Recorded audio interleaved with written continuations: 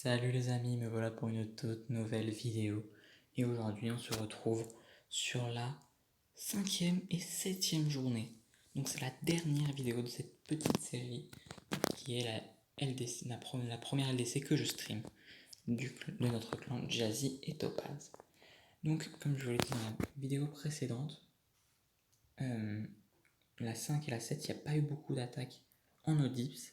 Du coup je les ai regroupées ensemble pour pouvoir faire une vidéo un peu plus consistante. Et donc voilà, c'est pour ça que la sixième journée est sortie avant. Et donc aujourd'hui, on part directement sur les attaques qu'il y avait.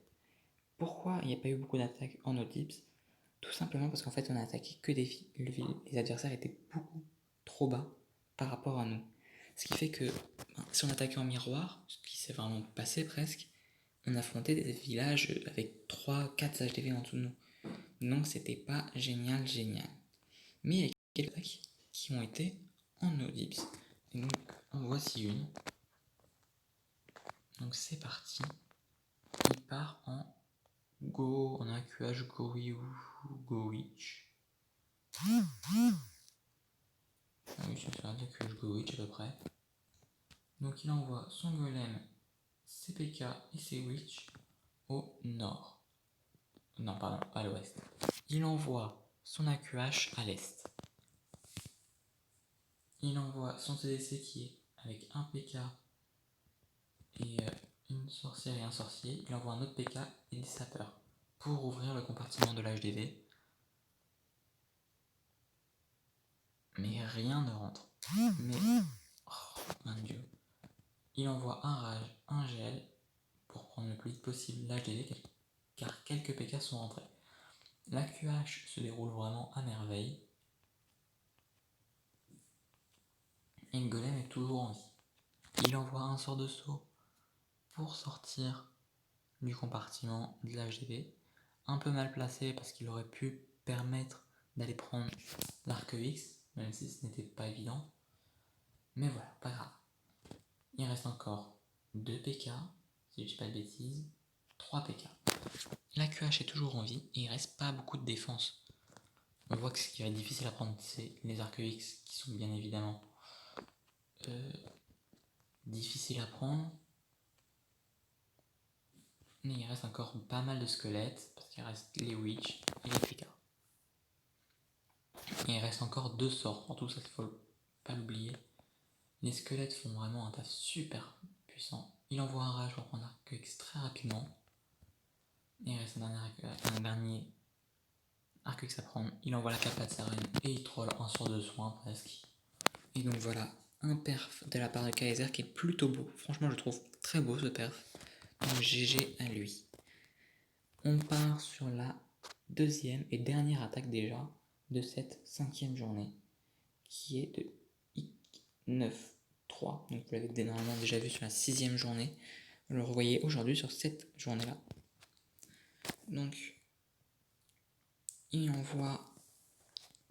part en drag zap, il foudre la AA du nord, du nord et de l'ouest. Il affaiblit la multi du nord également. Il l'a presque détruit, il reste vraiment, comme on peut voir, pas beaucoup de vie.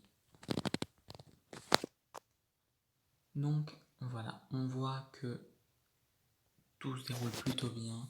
Il envoie 6 dragons au nord. Il envoie maintenant son CDC, les héros et les autres dragons. Donc tout est envoyé au nord. Il envoie un premier rage sur l'HDV pour assurer de le prendre. Il prend en plus l'arc X facilement parce qu'il est encore dans le rage et la reine. Donc le rage est plutôt bien placé.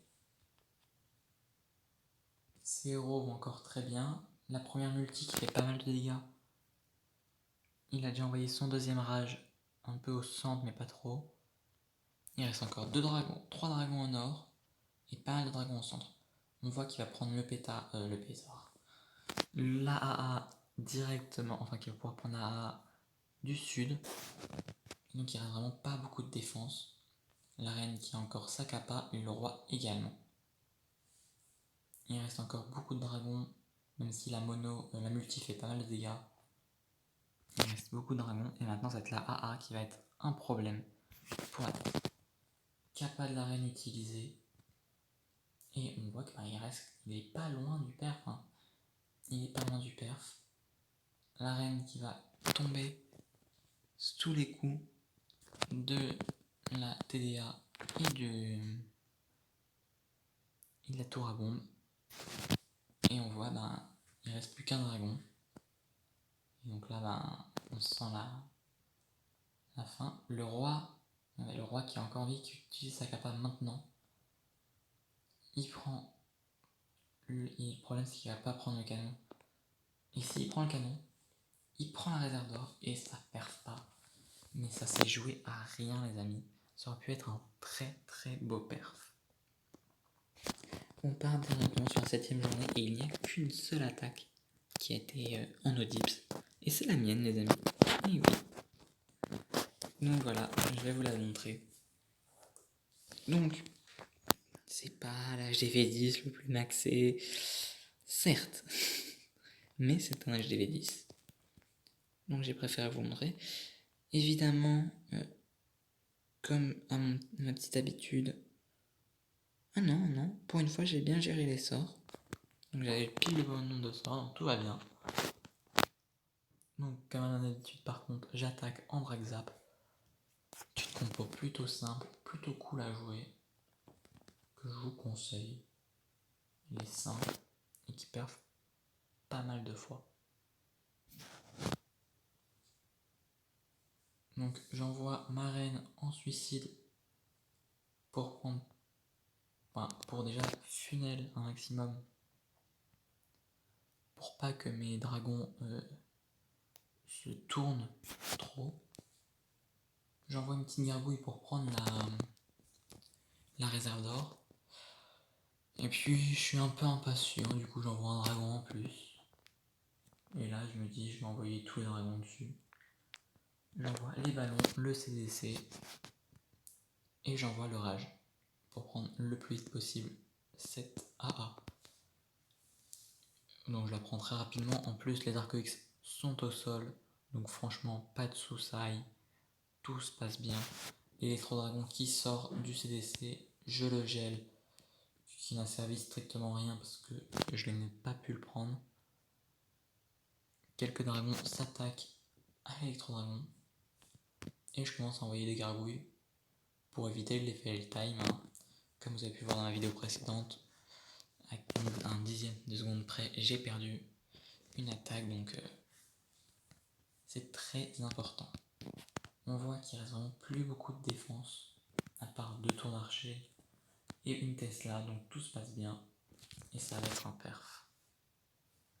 Donc n'hésitez pas à me dire dans les commentaires est-ce que vous avez aimé ce concept de cette petite série sur la LDC. Donc n'hésitez pas à me dire ça. N'hésitez pas aussi, je fais un live samedi soir, donc le samedi 14 sur une GDC random organisée par le serveur Clash on Events.